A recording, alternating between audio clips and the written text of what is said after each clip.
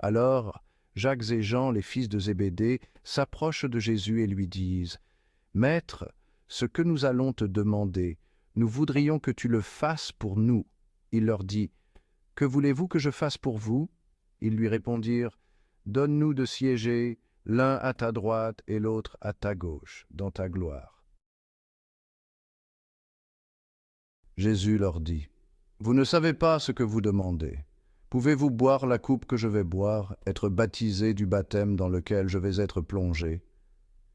Ils lui dirent, « Nous le pouvons. » Jésus leur dit, « La coupe que je vais boire, vous la boirez, et vous serez baptisés du baptême dans lequel je vais être plongé. Quant à siéger à ma droite ou à ma gauche, ce n'est pas à moi de l'accorder. Il y a ceux pour qui cela est préparé. » Les 10 autres, qui avaient entendu, se mirent à s'indigner contre Jacques et Jean. Jésus les appela et leur dit, « Vous le savez, ceux que l'on regarde comme chefs des nations les commandent en maîtres. Les grands leur font sentir leur pouvoir. Parmi vous, il ne doit pas en être ainsi. Celui qui veut devenir grand parmi vous sera votre serviteur.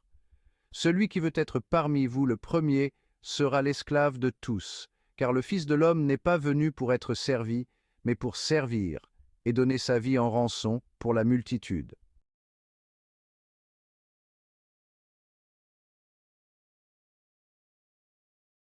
Jacques et Jean, fils de Zébédée, s'approchèrent de Jésus avec une requête audacieuse. Emplis d'ambition, ils désiraient des positions importantes dans le royaume à venir de Jésus. « Accorde-nous de siéger, l'un à ta droite et l'autre à ta gauche, dans ta gloire, » supplièrent-ils. Leur cœur aspirait au pouvoir terrestre et à la reconnaissance, un désir courant parmi les hommes. Aveuglés par leur ambition, ils ne parvenaient pas à saisir la vraie nature du royaume de Jésus. Jésus, toujours le maître perspicace, reconnut la nature erronée de leur requête. Il les a gentiment détournés de la poursuite de la gloire terrestre. Il connaissait leur cœur, plein de zèle et d'amour pour lui, qui ne comprenaient pas encore la profondeur de sa mission. Leur compréhension de la grandeur était encore liée aux normes du monde, bien loin du royaume qu'il était venu établir. Jésus rassembla ses disciples, y compris Jacques et Jean, pour une leçon sur la vraie grandeur. « Vous savez que les chefs des nations les gouvernent en maîtres, et que les grands exercent sur elles leur autorité, » commença-t-il. Ces paroles brossaient un tableau clair du leadership mondain, souvent caractérisé par la domination et le contrôle. Mais Jésus, le serviteur leader ultime, offrait une voie radicalement différente. « Il n'en sera pas de même au milieu de vous, » déclara-t-il. « Quiconque veut être grand parmi vous, qu'il soit votre serviteur, et quiconque veut être le premier parmi vous, qu'il soit votre esclave. » Avec ces paroles puissantes, Jésus a brisé la conception conventionnelle du pouvoir. Il a dévoilé la vérité paradoxale. La vraie grandeur ne consiste pas à dominer les autres, mais à servir humblement. Pour consolider cette vérité profonde, Jésus a montré du doigt sa propre vie, un témoignage vivant de ses enseignements.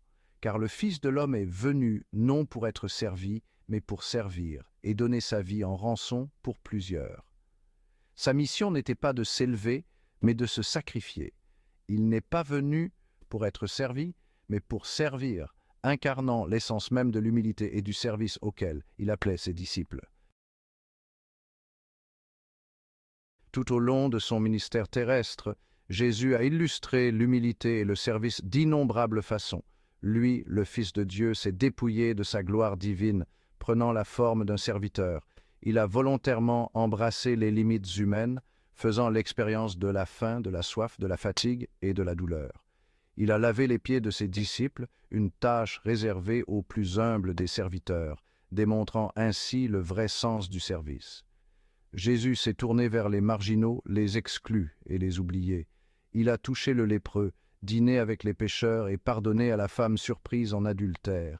Il a embrassé les humbles et les modestes, leur offrant espoir, guérison et dignité.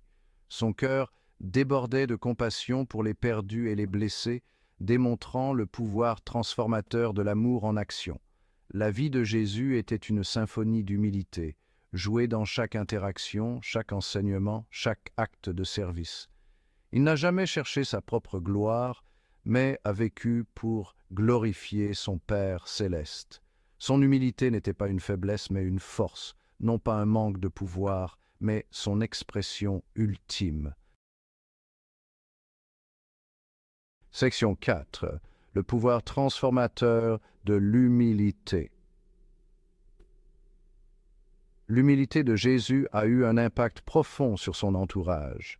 Elle a remis en question leurs idées préconçues sur la grandeur et le pouvoir.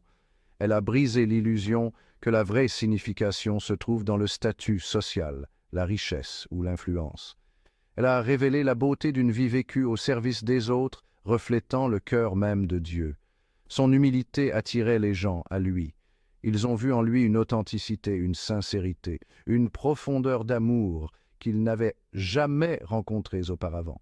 Ils ont vu en lui un chef qui servait, un roi qui s'humiliait, un sauveur qui donnait sa vie en rançon pour plusieurs. Son humilité a fait tomber les murs de l'orgueil et des préjugés, favorisant l'unité et la réconciliation. L'humilité de Jésus avait le pouvoir de transformer les cœurs. Elle a inspiré ses disciples à embrasser un nouveau mode de vie, caractérisé par l'amour, la compassion et le service. Elle leur a donné le pouvoir de donner leur vie les uns pour les autres, tout comme il avait donné sa vie pour eux.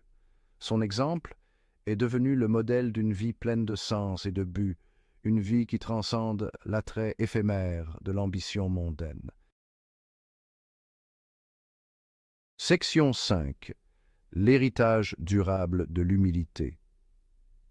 L'histoire de Jacques, Jean et la réponse de Jésus continue de résonner des siècles plus tard.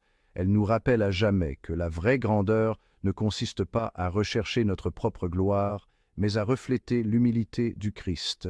Elle nous met au défi d'examiner nos propres cœurs, d'affronter tout désir persistant de pouvoir, de reconnaissance ou de contrôle.